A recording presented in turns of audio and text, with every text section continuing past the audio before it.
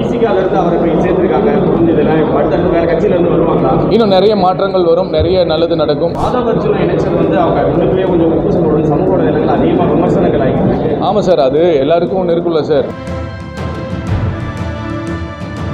மதுரையில் மீனாட்சி கோயிலில் அந்த கொடியோட போனீங்க, உங்களுக்கு ஒரு பொறுப்பு வரும் எதிர்பார்த்தோம். ஆனால் இல்லை, நான் பொறுப்பு எதிர்பார்த்து வேலை செய்யலை.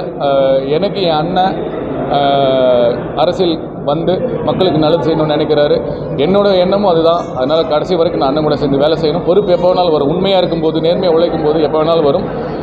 பொறுப்பு ஒரு பெரிய விஷயம் இல்லை.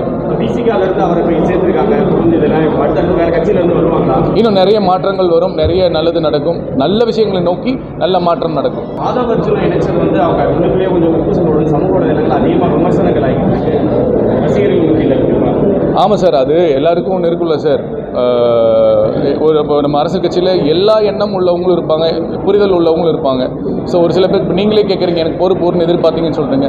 அதெல்லாம் மேட்டர் இல்லை. நம்ம எப்படி புரிஞ்சுக்கிறோம், நம்ம தளபதி என்னென்ன எப்படி புரிஞ்சுக்கிறோம், நம்ம நம்புகிறோம், அந்த கொள்கையை நம்புகிறோம். அந்த கொள்கை பிடிப்பும் தளபதி என்ன மேலே நம்பிக்கை இருக்கவங்களுக்கு இந்த மாதிரி குழப்பமோ விமர்சனமோ இல்லை. அது அப்படி இல்லாதவங்களுக்கு அந்த உணர வைக்க வேண்டியது எங்களுடைய கடமை. ஸோ கண்டிப்பாக அவங்கள உணர வைப்போம் சார். ஆதவர்ஜுன் வருகை இருந்ததுக்கப்புறம் குஷியானந்த் கொஞ்சம் அவருக்கான பொறுப்புகள் அந்த இதெல்லாம் பவர் உடையும் அப்படின்ற மாதிரி இல்லை சார்.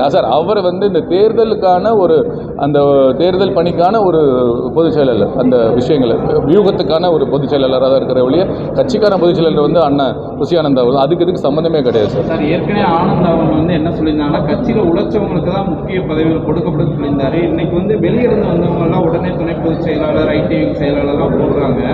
இது முரணா தெரியலையா உங்களுக்கு? இல்லை சார், இது அப்படி சார் இல்லை சார். கட்சியில் மக்கள் இயக்கத்தில் இருந்தவங்களுக்கு தான் எல்லா மாவட்ட செயலாளரும் கொடுத்துருக்காங்க. அதில் எந்த மாற்று கருத்து கிடையாது.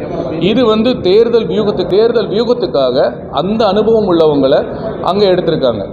இது எல்லா கட்சியிலும் நடக்கிறது தான். மற்றபடி இங்கே இருக்கிறவங்களை புறக்கணிச்சிட்டு புதுசாக யாரையுமே கூப்பிடல, புதுசாக யாரையுமே சேர்க்கலை. ஆனால் சேர்க்கக்கூடாதுன்ற எண்ணம் இல்லை. நீ அடுத்தடுத்து புதியவர்கள் வருவாருங்க. அவங்க என்ன சொன்னார் குஷியானந்த் அண்ணன், முதலில் இந்த இயக்கத்தில், மக்கள் இயக்கத்தில், விஜய் மக்கள் இயக்கத்தில் 30 வருஷமாக போஸ்டர் ஓட்டினவங்க, அண்ணனுக்காக உழைச்சவங்க, மக்களுக்காக உழைச்சவங்க, இவங்களுக்கெல்லாம் பதவிகளை கொடுத்துட்டு அடுத்து புதிய வரவுகளை நாம் வரவேற்போம்னு சொல்லி புஷியானந்த் அண்ணன் சொல்லியிருக்காங்க. அதுபடி தான் நடந்துட்டு இருக்கு சார். ஓராண்டு தான் இருக்குது தேர்தலுக்கு.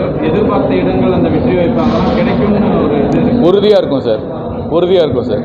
கொள்கை தலைவர் அவங்க பெரிய ஆரம்பிச்சிருக்காங்க. தொடர்ச்சியாக அவங்க பெரிய ஆரம்பினா சர்ச்சையை பேசிக்கிட்டே இருக்கார் சீமானவர்.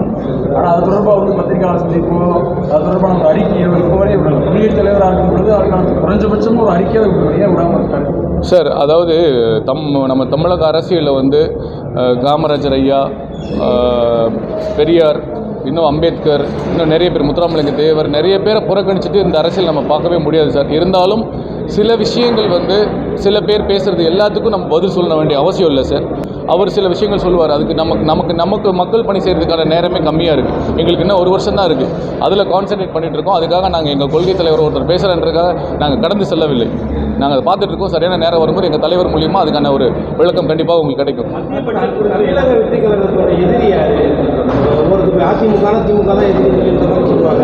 அதான் தெளிவாக சொல்லிட்டார் சார். தமிழக வெற்றி கழகத்தோட நேரடி எதிரி திமுக அண்ட் பிஜேபி. அதை நோக்கி தான் போயிட்டுருக்கு. தமிழ்நாட்டை பார்ப்போம் சார். தமிழ்நாடு தலைவர், எங்கள் தலைவர் மற்றும் நிர்வாகிகள் எல்லாருமே தமிழ்நாட்டை ஊழலிருந்து மீட்டணும், இங்கே இருக்க பிரச்சனைகள், மக்கள் பிரச்சனை சரி பண்ணணுன்றது தான் எங்கள் தலைவரோட மிக முக்கியமான எண்ணம். அண்டு அதுக்கானதாக உழைச்சிட்டு இருக்காரு.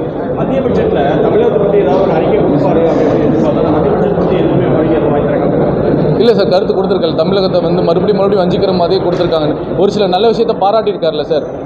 அது நீங்கள் போய் பயன்படுத்தினா அந்த பட்ஜெட் முழுசாக நடைமுறைப்படுத்தும் போது தான் சார் தெரியும்.